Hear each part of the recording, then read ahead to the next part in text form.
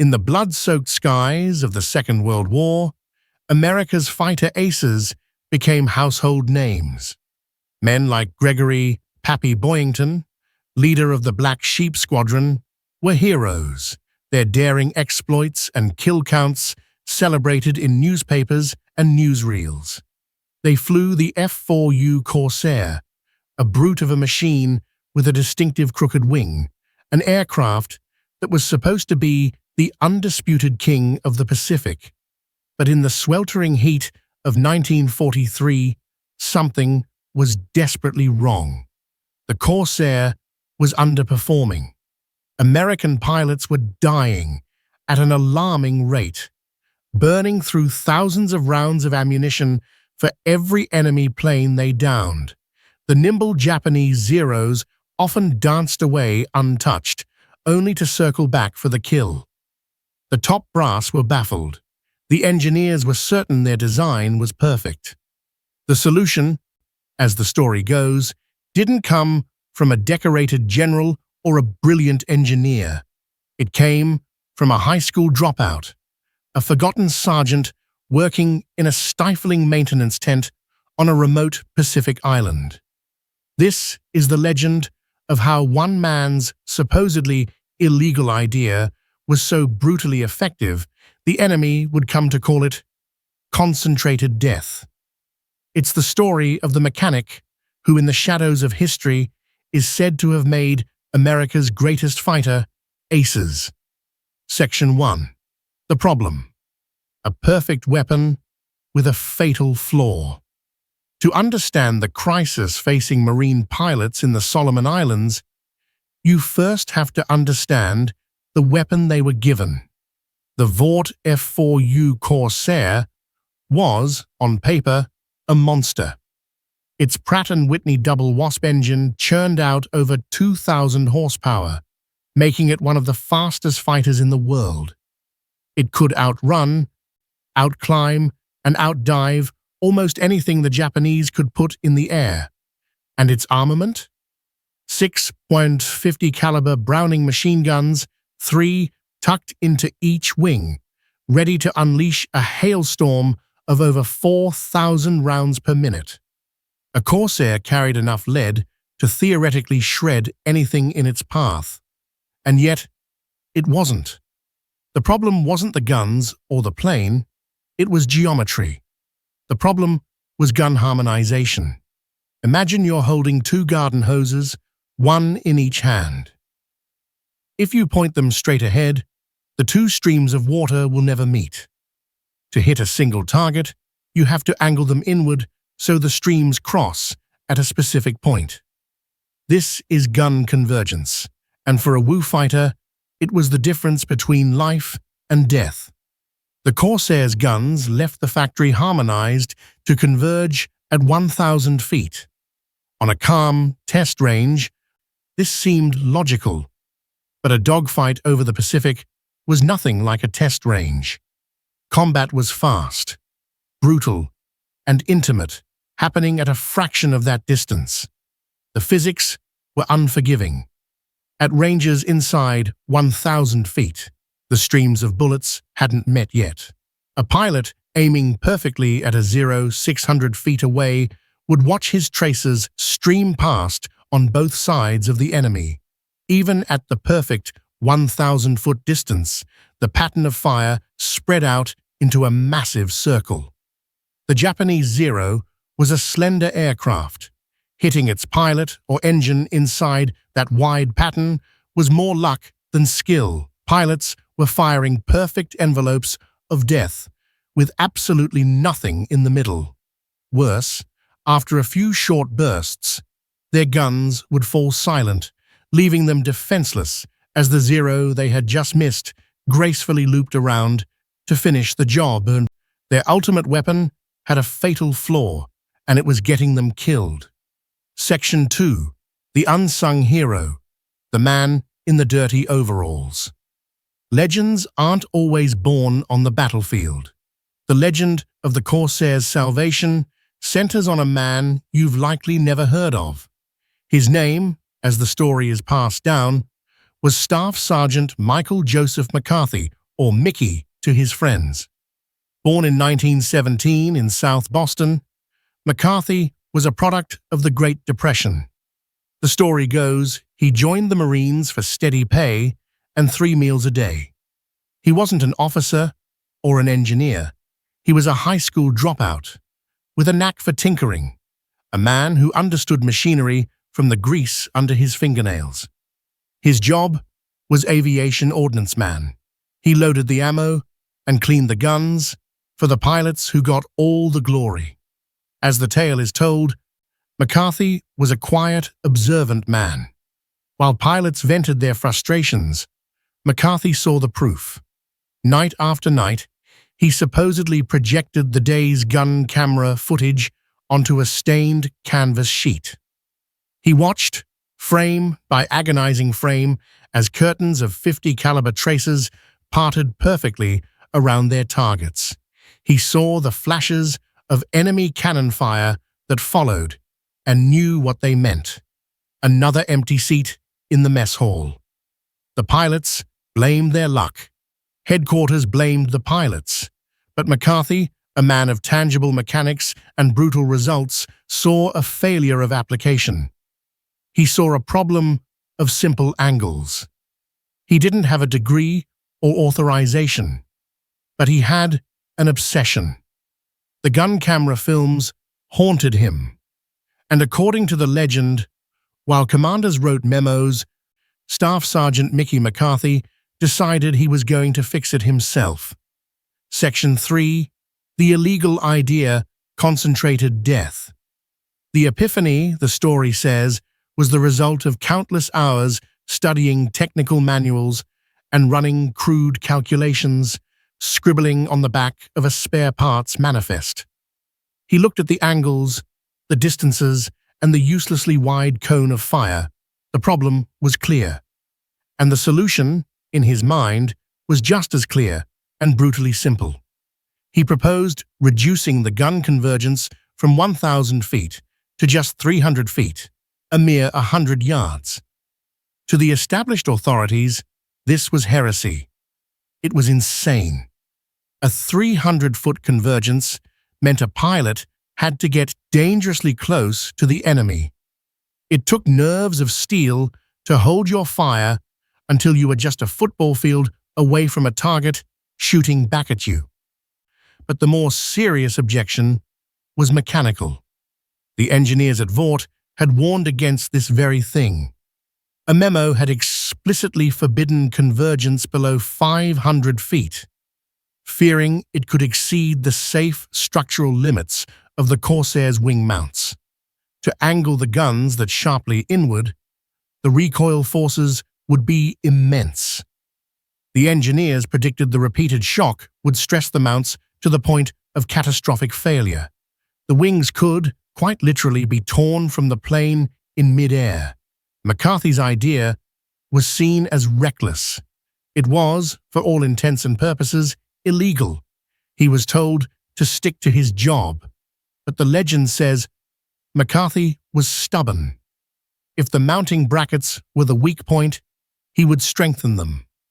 He scrounged for materials, finding a piece of quarter-inch steel plate from a wrecked Corsair. Using little more than a hacksaw and a file, he fabricated his own custom reinforcement plates, designed to be welded onto the existing gun mounts. This was the ultimate act of defiance. He wasn't just adjusting a setting. He was altering the aircraft structure against direct orders. He decided to beg for forgiveness rather than ask for permission. Section 4. The Breakthrough. One night in September. The legend pinpoints the night of September 18, 1943, for this audacious experiment. The pilot McCarthy supposedly approached was Captain James "Jim" Sweat. Sweat was already a Medal of Honor hero, but he was also deeply frustrated with the Corsair. When McCarthy laid out his plan, Sweat listened. He understood the risk, but he also knew they couldn't keep fighting with a flawed weapon. He gave McCarthy the nod. That night, McCarthy and his crew supposedly rolled Sweat's Corsair into the hangar and went to work. They carefully adjusted the guns, increasing the inward angle. Then came the critical part. They welded McCarthy's hand-fabricated steel plates onto the gun mounts. There were no advanced calibration tools. The story says McCarthy used a technique his father taught him for aligning car headlights, setting up a target at exactly 300 feet and bore sighting each gun until all 6 were aimed at the dead center. By 4 a.m., the job was done. When Captain Sweat walked onto the flight line, he noticed the barrels on his Corsair pointing inward at an aggressive angle. "McCarthy," he said, "what did you do to my guns?" The sergeant simply replied, "Sir, I adjusted your gun convergence to 300 feet. Later that day, the test came. Sweat spotted a Japanese Zero and did as McCarthy had instructed. He fought his instincts and pushed the Corsair in close, dangerously close. At 300 feet, he fired. The result, as the tale goes, was annihilation. Not a spray of tracers, but a focused, terrifyingly solid column of lead. The Japanese plane didn't just smoke, it simply came apart.